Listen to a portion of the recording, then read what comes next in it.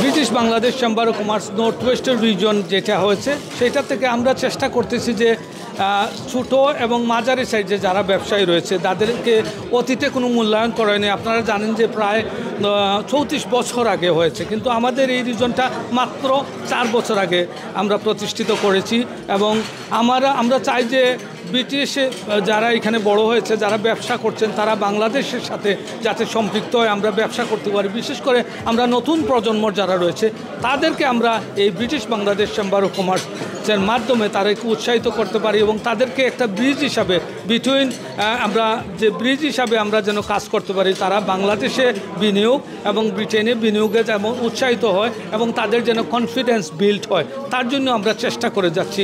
তার জন্য আর এই আজকের অনুষ্ঠানের জন্য নর্থ ইংল্যান্ডের BBCCIর পক্ষ থেকে সবাইকে কৃতজ্ঞতা এবং ধন্যবাদ জানাচ্ছি। সবার উপস্থিতিতে এই অনুষ্ঠানটি সফল এবং সার্থক হয়েছে, তার জন্য আবারও কৃতজ্ঞতা। সেই সাথে মিডিয়া কর্মী যারা ব্রিটেনের বিভিন্ন শহরে রয়েছেন, বিভিন্ন মিডিয়াতে কাজ করছেন, ইলেকট্রনিক প্রিন্ট মিডিয়া, সবার প্রতি আমার কৃতজ্ঞতা।